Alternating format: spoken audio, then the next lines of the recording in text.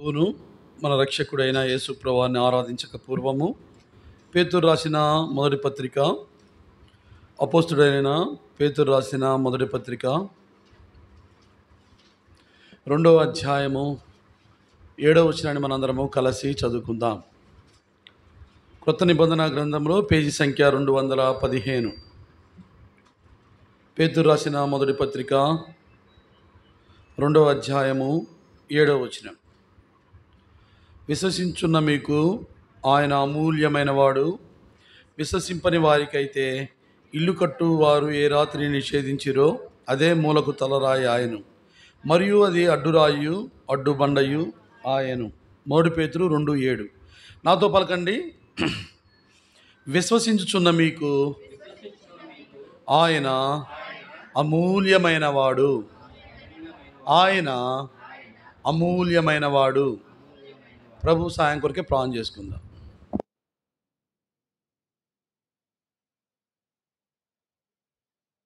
ప్రేమగల తండ్రి, జింగుల ప్రభా, నీ నామను బట్టి నీ కృపను బట్టి వందనాలు తండ్రి.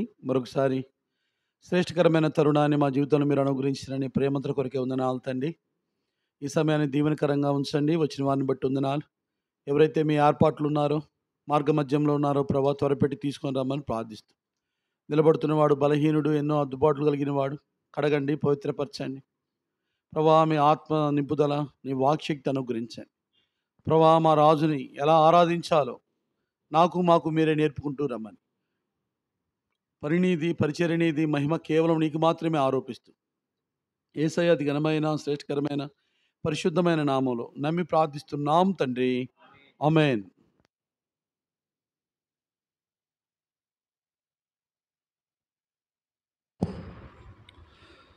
మన దేవునికి ఎన్నో పేర్లు ఉన్నాయి కదండి, అవునా కదా?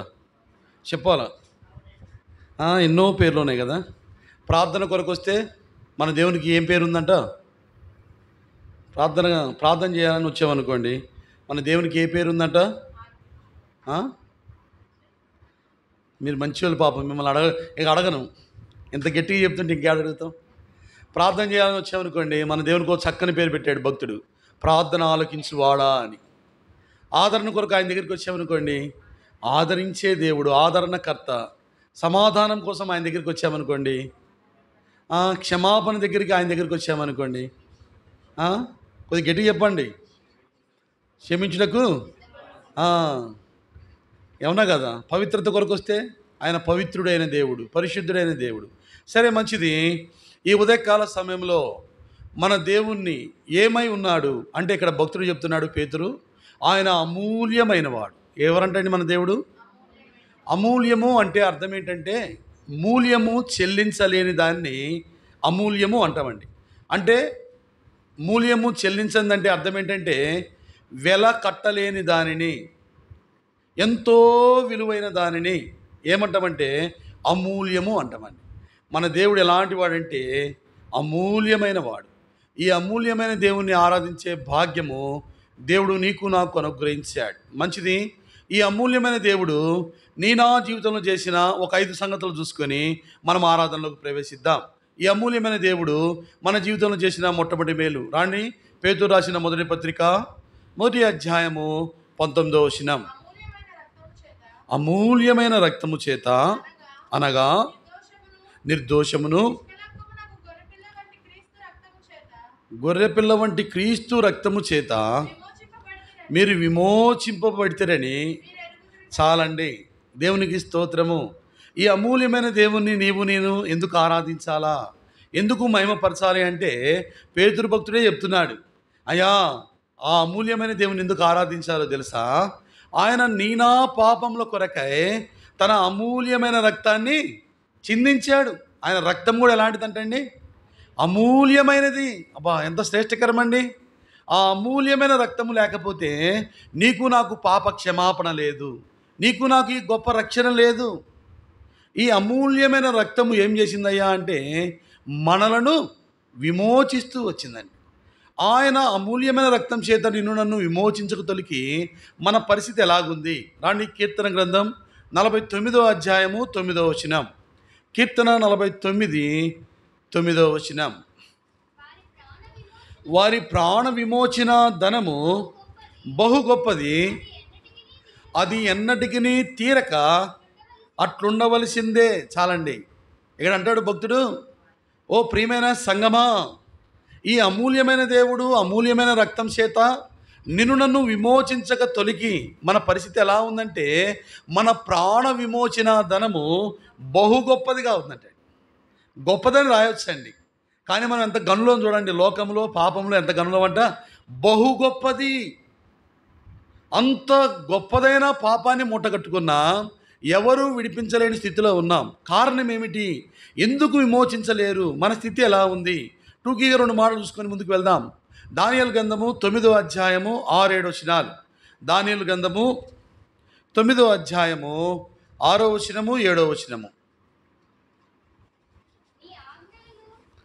నీ ఆజ్ఞలను నీ విధులను అనుసరించుట మాని పాపులమును దుష్టులమును అయి చెడుతనమందు ప్రవర్తించుచు తిరుగుబాటు చేసిన వారం. ఇక్కడ దానియేలు ఒప్పుకుంటున్నాడండి. ఒక బహుప్రియుడిగా కొనియాడబడిన భక్తుడు అంటాడు, దేవుని యొద్దకు వచ్చేసరికి, ఒప్పుకునే స్థితికి వచ్చేసరికి అంటాడు, ఓ యేసయ్యా, నీ అమూల్యమైన రక్తం ఇవ్వక తొలికి, మమ్మల్ని విమోచించక తొలికి మా స్థితి ఎలా ఉందో తెలుసా? మేము పాపులమయ్యా, మేము దుష్టులము, చెడుతనమందు ప్రవర్తించేవారం. తర్వాత ఇప్పుడు కంటిన్యూషన్ చదవండి. తిరుగుబాటు చేసేవారము, ప్రభువా నీవే నీతిమంతుడవు, మేమైతే సిగ్గు చేత మా ముఖము వికారము నొందిన వారము. ఇక్కడ అంటాడండి భక్తుడు, ఓ యేసయ్యా, నువ్వు విమోచించక తొలికి మా స్థితి, మా పరిస్థితి, మా అధోగతి ఎలా ఉందంటే, మేము పాపులము, దుష్టులము, చెడుతనమందు ప్రవర్తించేవారము, తిరుగుబాటు చేసేవారము, మా ముఖములకు ఏమి తగినది? సిగ్గే తగినది. నీ వైపు చూడలేం. నువ్వెందుకు? నువ్వు పరిశుద్ధుడవు, మేము పాపాత్ములము. నీ వైపు మా తల ఎత్తుటకైనా, నీ వైపు చూచుటకైనా మాకు అర్హత లేదు. ప్రభువా, ఇలాంటి దౌర్భాగ్యకరమైన స్థితిలో ఉన్నాం. ఇదే మాట అంటాడు ఎజ్రా భక్తుడు కూడా. ఒక మాట అంటాడు, చదువుతారా? ఎజ్రా గ్రంథం 9వ అధ్యాయం 6వ వచనం.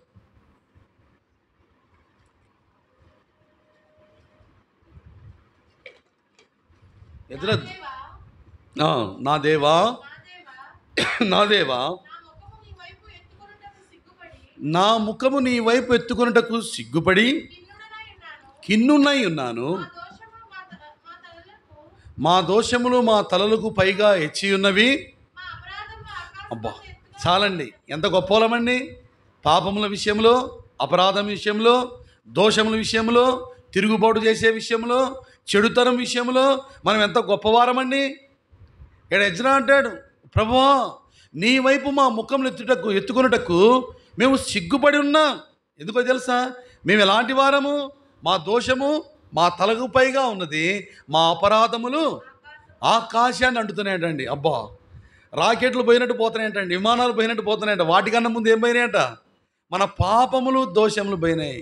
ఇలాంటి పరిస్థితిలో ఉన్న మానవుణ్ణి, ఏ ఒక్కరూ విమోచించలేని స్థితిలో ఉన్న మానవుణ్ణి ప్రభువుకు స్తోత్రములు, ఈ అమూల్యమైన దేవుడు ఎలా విడిపించాడు, ఎలా రక్షించాడు. బైబిల్ ఏమని చెబుతుంది మానవుని యొక్క పాపం విడిపించబడాలి అంటే? ఆ మాట కూడా చదువుతారా? హెబ్రీ రాసిన పత్రిక 9వ అధ్యాయం 22వ వచనం. హెబ్రీ 9:22. హెబ్రీ రాసిన పత్రిక. మరియు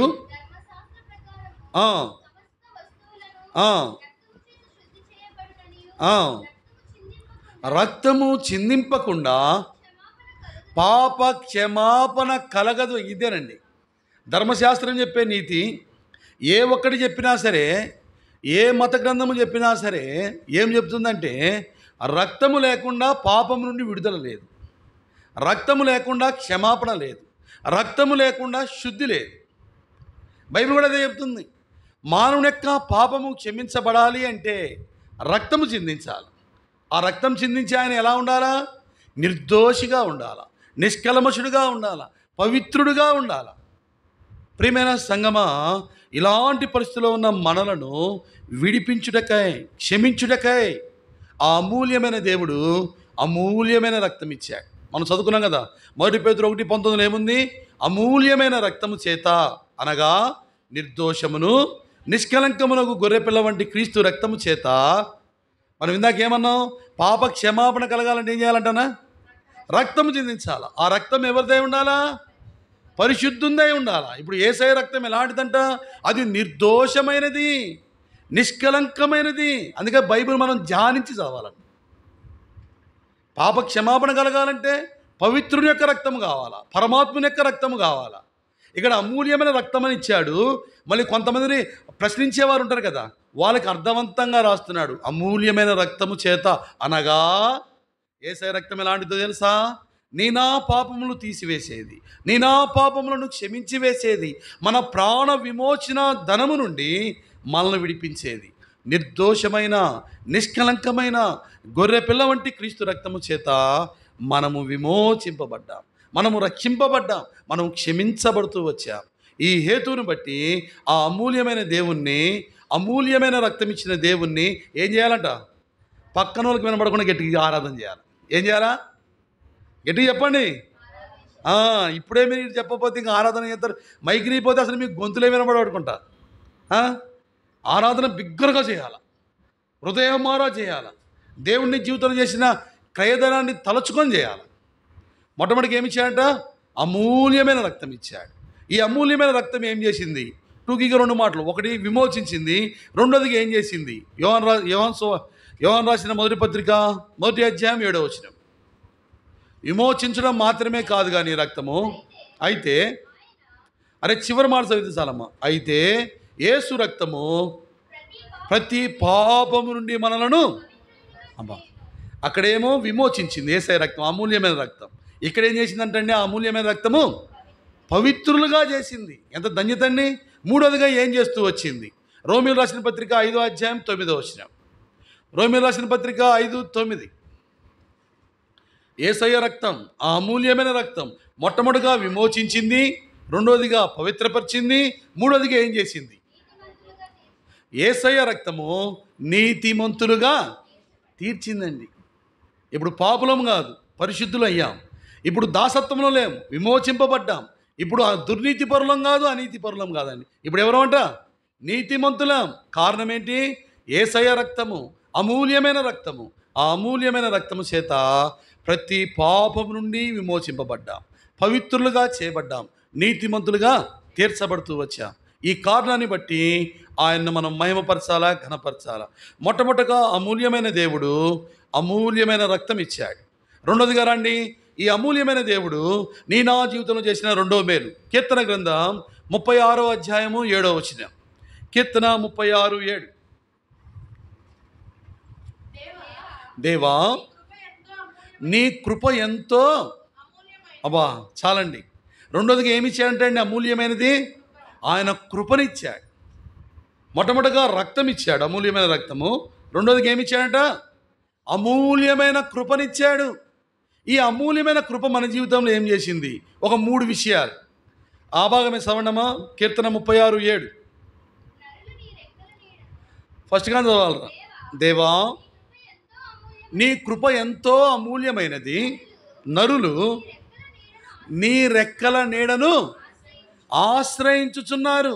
అంటే ఆ అమూల్యమైన కృప ఏం చేసిందంటే ఆయన రెక్కల క్రిందకు తీసుకొని వచ్చింది. మొట్టమొదటి ఆశ్రయం తర్వాత అండి. ముందు రెక్కల కిందకు రావాలి కదా. ఇంట్లో ఉండాలంటే ఏం చేయాలా?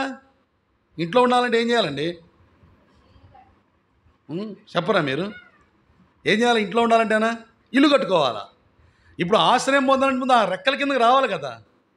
ఆయన రెక్కల కిందకు వచ్చిన తర్వాత ఈ అమూల్యమైన కృప ఏం చేసిందంటే వెలుపటున్న మనలను, బయట ఉన్న మనలను, దూరస్తులుగా ఉన్న మనలను ఈ అమూల్యమైన కృప ఆయన రెక్కల క్రిందకు తీసుకొని వచ్చింది.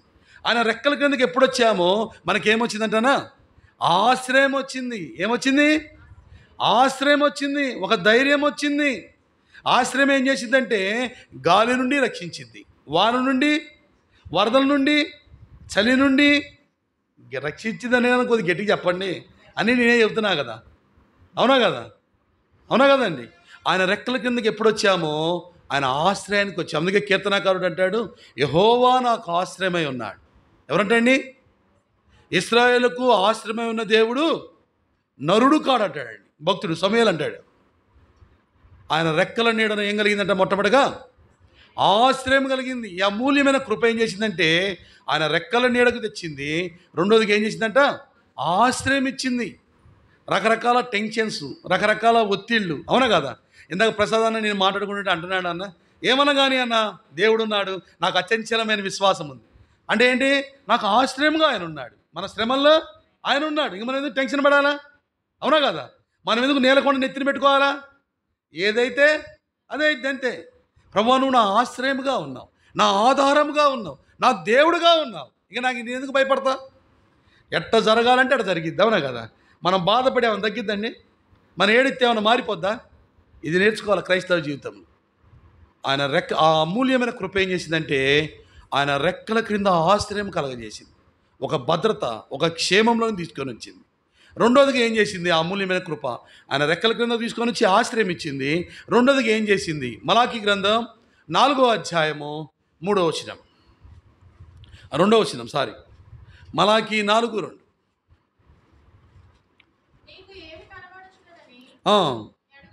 మలాకీ 4:2 అమ్మ. నీతి సూర్యుడు ఉదయించును, అతని రెక్కలు అబ్బా. రెండోదిగా ఆయన రెక్కల కింద వస్తే మొట్టమొదటిగా ఆశ్రయం వచ్చింది. రెండోదిగా ఏమొచ్చిందంటే అండి, ఆరోగ్యం వచ్చింది. ఆయన అమూల్యమైన కృప లేకపోతే ఆశ్రయము లేదు, ఆరోగ్యము లేదంతే. ఈ వాగ్దానము కోవిడ్ వచ్చింది కదండి, మనందరికీ ఒక చుట్టం వచ్చింది కదా, 2 సంవత్సరాలు వచ్చింది, ఒడికిచ్చేసింది కదా. అడుగుతారేమండి, మీరు భయపడినట్లేరు సియోనోళ్ళు, మీరు గెట్టోళ్ళు. కోవిడ్నే భయపెట్టినట్టున్నారు, అవునా కదా. సెకండ్ వేవ్లో నాకు కోవిడ్ వచ్చిందండి. కోవిడ్ వస్తే చూడండి, అప్పుడు దాకా అంతా బాగానే ఉన్నారు, మా ఏరియా అంతా బాగానే ఉన్నారు. ఎప్పుడైతే నాకు కోవిడ్ వచ్చిందో మా ఇంటి చుట్టూ 6 చనిపోయారు.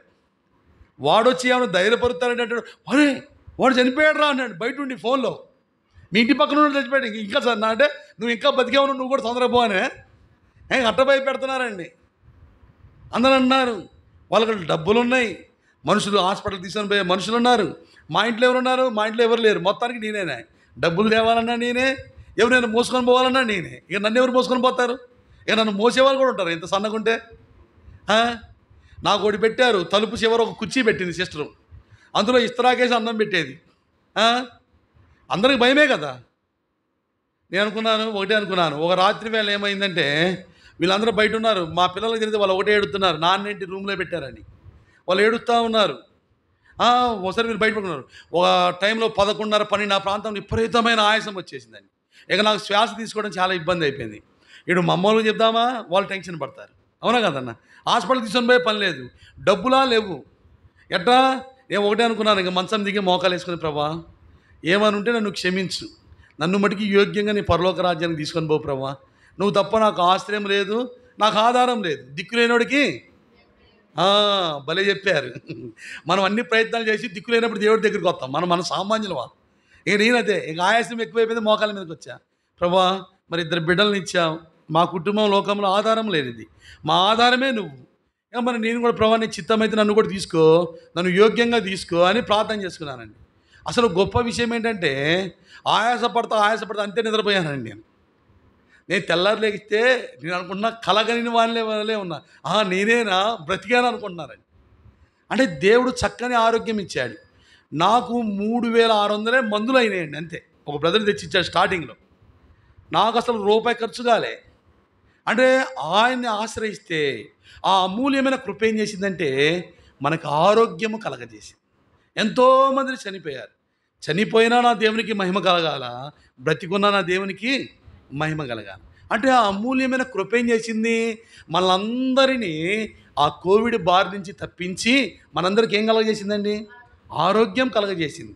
ఈరోజు సజీవ లెక్కలో ఉన్నామంటే, బ్రతికున్నామంటే, అవునా కదా, దేవుని యొక్క ఉచితమైన కృప. ఇక్కడ భక్తుడు అంటాడు ఆ అమూల్యమైన కృప ఆయన రెక్కల కింద ఆశ్రయం ఇచ్చింది. రెండోదికి ఏమి ఇచ్చిందంట, ఆరోగ్యం ఇచ్చింది. నిన్ను స్వస్థపరచు యెహోవాను నేనే. ఈ వాక్యాలని మనం ఇంటి ముందు రాసుకుంటాం కదా, గట్టిగా రాసుకుంటాం. బాగలేనప్పుడు, జ్వరాలు వచ్చినప్పుడు, బలహీనతలు ఉన్నప్పుడు ఏమనుకుంటాం, ప్రభా దేవునికి జ్ఞాపకం చేస్తాం, నన్ను స్వస్థపరుస్తా అన్నావుగా, నాకు ఆరోగ్యం ఇస్తా అన్నావు కదా, దేవునికి మనం జ్ఞాపకం చేస్తామండి, అవునా కదా. రెండోదిగా ఆయన రెక్కల కింద ఏముందంట, ఆరోగ్యం కలగజేశాడు. మొట్టమొదటిగా ఆశ్రయం ఇచ్చాడు, రెండోదిగా ఆరోగ్యం ఇచ్చాడు, మూడోదిగా ఆయన రెక్కల కింద ఏమిచ్చాడు, అమూల్యమైన కృప ద్వారా. కీర్తన 91:1, కీర్తన గ్రంథం 91వ అధ్యాయము 1వ వచనం.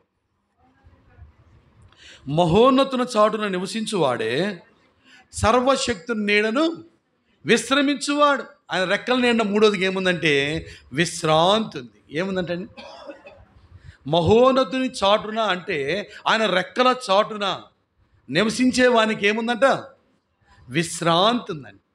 ఆశ్రయం ఉంది, ఆరోగ్యం ఉంది, విశ్రాంతి అంటే నెమ్మది ఉంది, సమాధానం ఉంది, సంతోషం ఉంది. ఈ మూడిటికి కారణం ఏంటయ్యా అంటే ఆయన అమూల్యమైన కృప. భక్తుడు అంటాడు, దేవా నీ కృప ఎలాంటిదో తెలుసా, అది అమూల్యమైనది. ఆ అమూల్యమైన కృప నీ రెక్కల క్రిందకి తీసుకొని వచ్చింది, నాకు ఆశ్రయంగా ఉంది, నాకు ఆరోగ్యం కలగజేసింది, నెమ్మది లేని నా జీవితంలో విశ్రాంతిని, నెమ్మదిని కలగజేస్తూ వచ్చింది. రెండోదిగా నీ అమూల్యమైన కృపను బట్టి నేనేం చేస్తా, నేను నిన్ను ఆరాధిస్తాను, మహిమపరుస్తాను. అమూల్యమైన రక్తం ఇచ్చాడు మొట్టమొదటిగా, రెండోదిగా ఏమిచ్చాడు, అమూల్యమైన కృప ఇచ్చాడు, మూడోదిగా మన గొప్ప దేవుడు ఏమి ఇచ్చాడు. పేతురు రాసిన 2వ పత్రిక 1వ అధ్యాయము 4వ వచనం. 2వ పేతురు రాసిన పత్రిక 1వ అధ్యాయము 4వ వచనం. ఆ మహిమ గుణాతిశయములను బట్టి ఆయన మనకు అమూల్యమును అత్యధికములైన వాగ్దానములను అనుగ్రహించాడు. ఇంకా చాలండి, తలపైకెత్తండి. మనకు అసలు డిసెంబర్ 31 వచ్చిందండి, ఎంత ఆనందమో కదా. దేని కొరకు, దేని కొరకు అండి, వాగ్దానాలు. రానోళ్ళు కూడా వస్తారు. ఆ రోజైతే సియోను ఆ బయటలో నిండిపోద్దాము, ఏమండి. అన్ని ఖాళీ ఉన్న మందిరాలన్నీ 31 నిండిపోతాయి కదా. ఎందుకు, వాగ్దానాల కోసం, అవునా కాదా. వాగ్దానాలు తీసుకుంటాం, పక్కన పడేస్తాం కదా. మీరు పక్కన పడేయరులే. వాగ్దానం ఎలాంటిదంటే ఇక్కడ భక్తుడు అంటాడు అమూల్యమైనది. అది వాగ్దానం ఎలాంటిదంట, వాగ్దానము అంటే అర్థమేంటో తెలుసండి, దేవుడిచ్చిన మాట, దేవుడు చేసిన మనకు ప్రమాణం. అది నాకు ఈ సంవత్సరం ఇచ్చిన వాగ్దానం, మీకు ఇచ్చిన సంవత్సరం అక్క మీకు ఏమి ఇచ్చాడు అక్క వాగ్దానం, మర్చిపోయారా? మీరు మంచివాళ్ళు. అక్క, మా అక్క, నువ్వు చెప్పక్క, నువ్వు మర్చిపోయావా? ఆహా, మనంతా ఒకటే. మళ్ళీ ఓ అక్టోబర్ వస్తే అన్నీ గుర్తుంటాయా? గుర్తుండవు. ఎట్టుంటాయి? వాగ్దానం తీసుకోవడమే కాదండి, వాగ్దానం కూడా ప్రతిరోజు ప్రార్థన చేయాలా, అది నెరవేరాలా. నా ప్రతి వాగ్దానం నెరవేరింది మనం ప్రార్థన చేస్తే, అవునా కదా. అది ప్రాముఖ్యమైనదని, దాన్ని నిర్లక్ష్యం చేయొద్దు. వాగ్దానం అంటే దేవుడు మనకిచ్చిన మాట, లేకపోతే దేవుడు మనతో చేసిన ప్రమాణాన్ని వాగ్దానం అంటారు. ఇక్కడ భక్తుడు అంటాడు మూడోదిగా ఆయన ఏమిచ్చాడు, అమూల్యమైన దేవుడు అంటే అమూల్యమైన వాగ్దానం ఇచ్చాడు. ఆ వాగ్దానము చాలా విలువైనది, అది అమూల్యమైనది, అది గొప్పది. దేవుడే ఇచ్చాడు.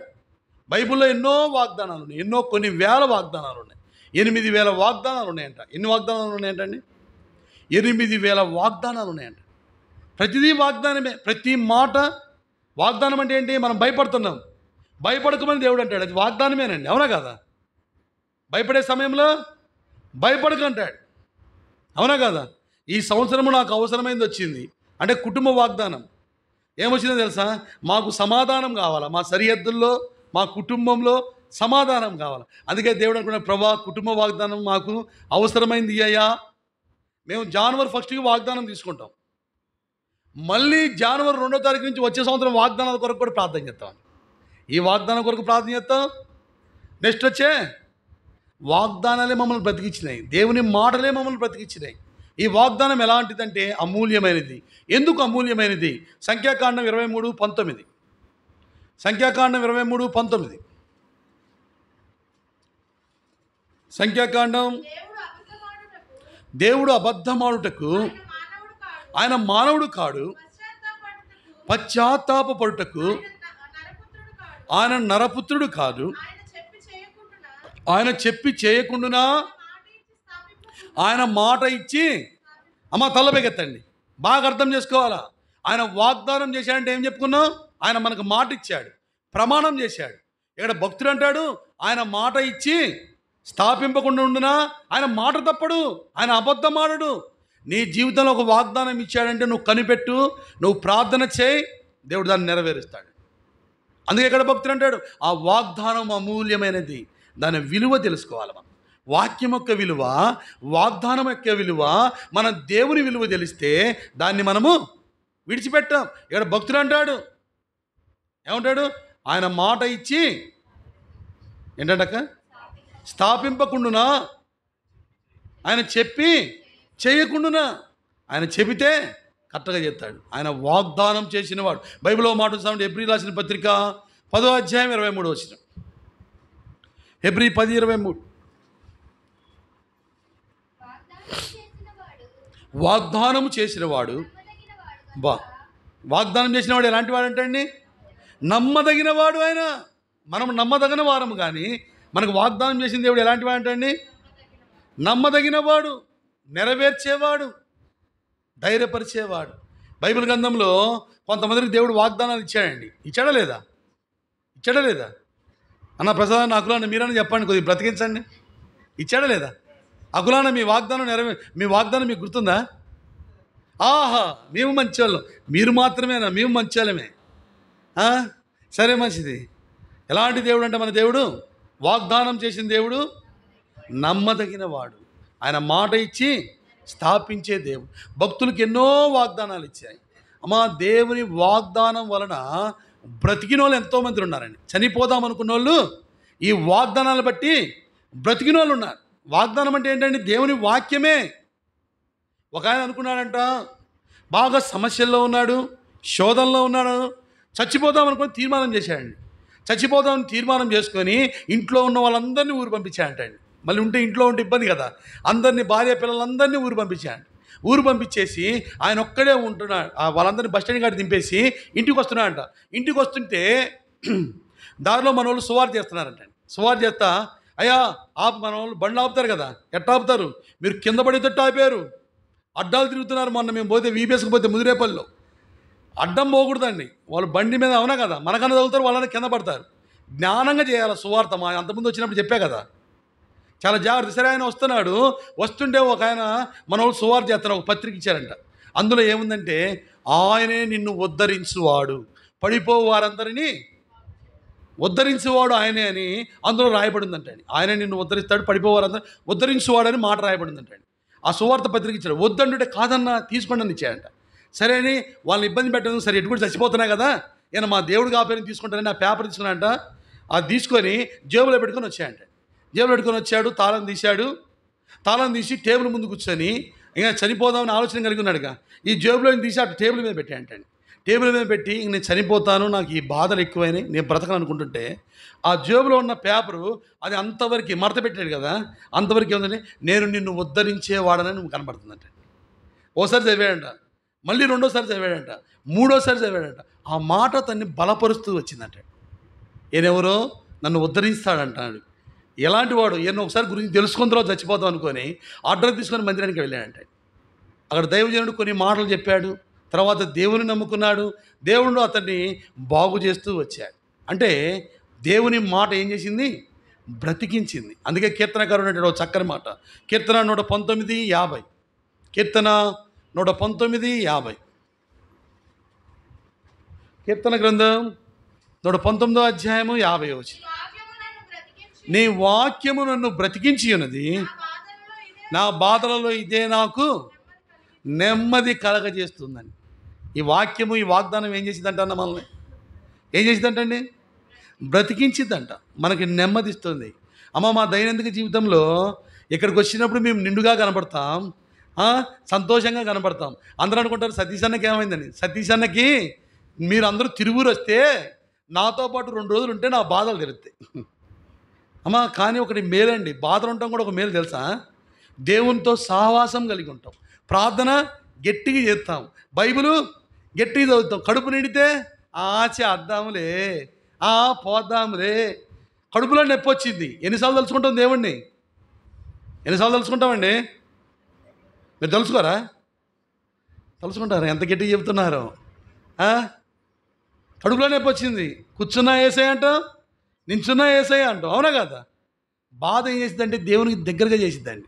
శ్రమలు ఏం చేసినాయంటే మమ్మల్ని మంచి విశ్వాసులుగా మార్చివేసినాయి. మేము ఇంతవరకు అంత భక్తులమే కాదు. శ్రమలు మా జీవితంలోకి వచ్చి ఏం చేసినాయంటే దేవునితో అవినాభావ సంబంధాన్ని ఏర్పరిచాయి. పెద్దానికి అందుకే ఎన్ని బాధలు వచ్చినా వెంటనే మోకాలు ఎత్తాం, బైబిల్ తీసుకుంటాం, చదువుతాం, అంతే.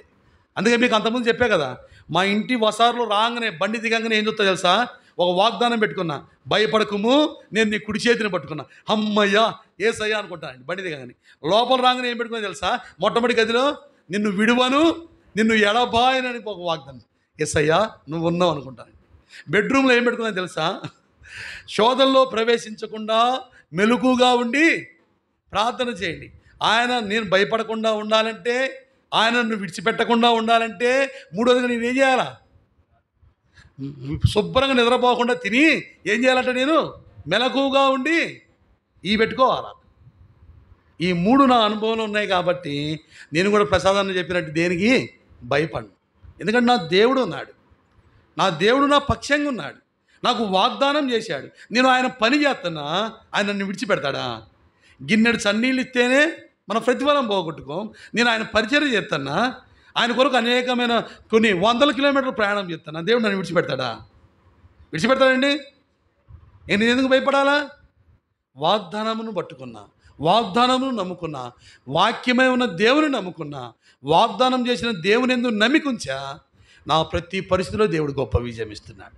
అందుకే పేతురు అంటాడు, వాగ్దానం ఈ వాగ్దానాలు ఎలాంటివి అంట? అమూల్యమైనవి. అమూల్యమైన దేవుడు మన జీవితంలో అమూల్యమైన వాగ్దానములను మనకిచ్చాడు. వాగ్దానము మాత్రమే కాదు, అమూల్యమైన వాక్యాన్ని ఇచ్చాడు. బ్రతికించేది, నెమ్మదిచ్చేది, వెలుగై ఉన్నది, మార్గం చూపించేది, జ్ఞానం ఇచ్చేది, పరలోకానికి యోగ్యంగా తీసుకొని పోయేది, పరిశుద్ధపరిచే వాక్యము, వాగ్దానం ఇచ్చాడు. వాగ్దానం అంటే దేవుని మాట, దేవుడు మనకిచ్చిన ప్రమాణము. ఆయన మాట ఎలాంటిదో ఒక మాట చదువుకుందాం. మార్కు సువార్త 13వ అధ్యాయం. మార్కు సువార్త 13వ అధ్యాయం 31వ వచనం. అక్క, మార్కు సువార్త 13:31.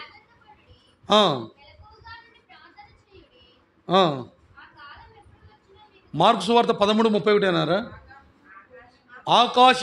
ఆకాశము భూమియు గతించును కానీ నా మాటలు, ఆయన మాటే వాగ్దానం అండి, ఆయన మాటే వాక్యము. భూమి ఆకాశమైన గతించిందంట కానీ దేవుని వాగ్దానం కానీ దేవుని వాక్యము కానీ గతించదు, అంతే. దానికి మరణం లేదు. ఈ వాక్యము శాశ్వతమైనది, ఈ వాగ్దానము శాశ్వతమైనది. ఆకాశము భూమి గతించిన, భూమి అందులో ఉన్న సమస్తము వేండ్రమైపోయినా, లయమైపోయినా, కాలిపోయినా, దేవుడు మాట, దేవుని వాగ్దానము అది స్థిరమైనది, అది ఎల్లప్పుడూ నిలిచేది. నాలుగోదిగా, ఇది మూడోదేనండి. మూడోదిగా అమూల్యమైన వాగ్దానం ఇచ్చాడు. రిపీటేషన్ చేసుకుందాం. మొట్టమొదటిగా ఏమి ఇచ్చాడు? అమూల్యమైన దేవుడు అమూల్యమైన రక్తం ఇచ్చాడు. అన్న ఇంకా మా వాళ్ళు అసలుకే తక్కువ ఉన్నాం మేము. రెండోది ఏమి ఇచ్చాడన్న మనకి? కృపించిన మహేష్ బ్రతికెత్తనాడు, ఉన్నాడు ఇవాళ. దేవునికి స్తోత్రం. అన్నీ మీకేనా? ఫ్రీ బస్సులు మీకే, గ్యాసులు మీకే. మన అంటుంది సిస్టరు, నా బ్యాంకు పుస్తకంలో గ్యాస్ డబ్బులు పడి ఉంటాయి, తీసుకొని రా అంటుంది. ఏదో కష్టపడి రాళ్ళు కొట్టి సంపాదించినట్టు. అన్నీ మీకే, తీసుకో అంటున్నాను. రేషన్ కార్డు కూడా మీ పేరు మీదే. మీరు మంచోళ్ళంతా. మంచిది. అమూల్యమైన రక్తం ఇచ్చాడు, అమూల్యమైన కృప చూపించాడు, అమూల్యమైన వాగ్దానం చేశాడు. నాలుగోదిగా ఏం చేశాడు? పేతురు రాసిన మొదటి పత్రిక 1వ అధ్యాయం 7వ వచనం. 1 పేతురు 1వ అధ్యాయం 7వ వచనం. నశించిపోవు సువర్ణము అగ్ని పరీక్ష వలన దానికంటే అమూల్యమైన మీ విశ్వాసము పరీక్షకు నిలిచినదై యేసుక్రీస్తు ప్రత్యక్షమైనప్పుడు మీకు మెప్పును, మహిమయు, ఘనతయు. అబ్బా చాలండి. నాలుగోదికి ఏమి ఇచ్చాడంటే దేవుడు అమూల్యమైన విశ్వాసం ఇచ్చాడు. ఈ అమూల్యమైన విశ్వాసం ఏం చేస్తుందంటే యేసుక్రీస్తు ప్రత్యక్షమైనప్పుడు ఏమొస్తాయంటండి? మెప్పు, మహిమ, ఘనత. ఈ మూడు వస్తాయంటండి. అమూల్యమైన విశ్వాసం ఏం చేసిద్ది? శోధనలకి గట్టిగా నిలబడేటట్టు చేసిద్ది, మనల్ని ధైర్యపరిచిద్ది. ఇలాంటి అమూల్యమైన విశ్వాసం దేవుడు మనకి అనుగ్రహించాడు. ఈ అమూల్యమైన విశ్వాసం ఏం చేసిద్దంటే, ఇది చెప్పడానికి సమయం అయిపోయింది, కానీ మీ అందరికీ నేను ఒకటి అడుగుతా, చెప్పండి. విశ్వాస వీరుల పట్టీ ఉంది బైబిల్ గ్రంథంలో, ఉందా? మీరు ఆగండి బ్రదర్, ఉందా? ఉందా? అబ్బా, మీకు బలి తెలుసండి. ఎక్కడుందండి అది? చెప్పరే, మీరు పెద్దలాడుతున్నారు మా అక్కోళ్ళంతా. ఎక్కడుందంట? హెబ్రీయులకు రాసిన పత్రిక అక్క 11వ అధ్యాయంలో ఏముంది? విశ్వాస వీరుల మనం బలపట్టంగా, అది బాధ చదవండి. ఒక్కళ్ళు ఏం చేశారు? ఈ అమూల్యమైన విశ్వాసం వారి జీవితంలో చేసిన మేలు చెప్తానండి, టకటకా చెప్తాను. 4 అమూల్యమైన విశ్వాసం ఏం చేసిందో తెలుసా? హేబేల్ని నీతిమంతుడిగా మార్చింది. ఏం చేసిందంట? అర్థమవుతుందని చెప్పేది? అమూల్యమైన విశ్వాసము హేబేల్ని ఏం చేసిందో తెలుసండి? నీతిమంతుడిగా మార్చింది. మీరు ఇంటికి ఎందులో చదవండి. రెండోది, ఈ విశ్వాసం ఏం చేసిందో తెలుసా? హానోకుని దేవుడితో పాటు మరణం చూడకుండా కొనిపోయాడంట. మరణాన్ని రుచించలా. కారణం ఏంటి? హానోక, నువ్వు ఎందుకు చచ్చిపోలే? నువ్వు ఎందుకు మృతమవులా? నువ్వు మాలాంటి మనిషివే కదా అంటే, ఆయన అంటాడు, నాకు అమూల్యమైన విశ్వాసం ఉంది. ఈ అమూల్యమైన విశ్వాసం ఎక్కడికి తీసుకొని పోయిందో తెలుసా? మరణము చూడకుండా నేను దేవునితో పరలోకానికి కొనిపోబడ్డా. మొట్టమొదటి అమూల్యమైన విశ్వాసం ఏం చేసిందంట? నీతిమంతుడిగా మార్చింది. రెండోది అమూల్యమైన విశ్వాసం ఏం చేసింది? పరలోకానికి తీసుకొని పోయింది మరణం చూడకుండా. మూడోదిగా అమూల్యమైన విశ్వాసం ఏం చేసిందో తెలుసా? నోవాహును అడిగితే తన కుటుంబాన్ని రక్షించుకున్నాడు. అవునా కదండి? అవునా కాదా? మీరు బైబిల్ చదువుతారా? బైబిల్ చదువుతారా? బైబిల్ చదవాలి మీరు. మూడోదిగా ఏం చెప్తాడంట? అమూల్యమైన విశ్వాసము ఆ కుటుంబాన్ని రక్షించుకున్నాడు. ఆయనంట లోకం మీద నేరస్థాపన చేస్తాడంట నోవాహు. ఆ విశ్వాసాన్ని బట్టి ఏం చేస్తాడంట? యేసయ్యా, లోకమంతా చెడిపోయింది, లోకమంతా పాడైపోయింది, కానీ నేను ఈ విశ్వాసం ద్వారా నేను నా కుటుంబాన్ని ఏం చేసుకున్నా? రక్షించుకున్నా. కాబట్టి ఈ లోకానికి నువ్వు తీర్పు తీర్చవా అంటాడండి రేపు నోవాహు. రేపు ఫైనల్లో అంటాడండి, అక్కడ మీరు చదివితే ఉంటుంది. అతడు విశ్వాసము ద్వారా లోకం మీద నేరస్థాపన చేశాడంట. మూడవదిగా విశ్వాసము రక్షణ కలుగజేసింది. మొట్టమొదటిగా నీతిమంతుడిగా మార్చింది, మరణము చూడకుండా దేవునితో కొనిపోబడుతూ వచ్చాడు. మూడవదిగా ఏం చేసిందంట? రక్షణ కలుగజేసింది. నాలుగవదిగా విశ్వాసం ఏం చేసిందో తెలుసా? హెబ్రీ 11:10 ప్రకారము పునాదులు గల పట్టణాన్ని మనకు అనుగ్రహించింది. ఎదురు చూశాడు ఆయన, కానీ మనకి ఈరోజు ఏముంది? పునాదులు గల పట్టణము మనం చూసొచ్చామా? మనం ఏంటి? మన విశ్వాసం అది. మనకేముంది? పునాదులు గల పట్టణం ఉంది, పరలోకం ఉంది, బంగారుమయమైన దేశం ఉంది. ఇది మన విశ్వాసం. అవునా కాదా? ఐదోదిగా చాలండి, చాలా ఉన్నాయి, కానీ ఐదోదిగా మోసే జీవితంలో చూస్తే అమూల్యమైన విశ్వాసం ఏం చేసిందంటే బహుమానం ఇచ్చింది. ఏమిచ్చిందంట? మోసే గురించి రాయబడింది, అతడు కలగనే ఉన్న బహుమానమందు దృష్టించాను. ఏముందంట? బహుమానం ఉంది. ప్రియమైన సంగమా, ఇలాంటి అమూల్యమైన విశ్వాసాన్ని దేవుడు మనకి అనుగ్రహించాడు. మనకున్న ఒకటి చెప్పుకుందాం, ఒక మాట చెప్తాను. మనకున్న అమూల్యమైన విశ్వాసం ఏంటి తెలుసా? పునాదులు గల పట్టణానికి మనం వెళ్తామని ఒక ధైర్యం. అవునా కదా? మన విశ్వాసం ఏంటి? నేను చచ్చిపోతే అని 10 సార్లు అన్నా మీరు అనట్లా. పరలోకానికి పోతాం అంటున్నారు. మీరు ఎంత మంచి వాళ్ళు. మీరు ఉందరులే, ఏరూరులోనే. ఎంత మంచి వాళ్ళు. నేను చచ్చిపోతే ఒకసారి మా అత్తయ్యకి నీకు జీవ కిరీటం ఇచ్చేదనని వాగ్దానం వచ్చిందండి. ఏమొచ్చిందంట? జీవ కిరీటం ఎప్పుడు ఇస్తాడు దేవుడు? పరలోకంలో ఇస్తాడు. మరణం వరకు నమ్మకం ఉంటేనా? అంతేనా? సరే, జీవ కిరీటం ఎప్పుడు ఇస్తాడు? ఆమెకు డౌట్ పట్టుకుంది, జీవ కిరీటం ఎప్పుడు ఇస్తాడు? నేను చచ్చిపోయిన తర్వాత ఇస్తాడు అంటే నేను చచ్చిపోతా, ఇక నెమ్మది లేదు.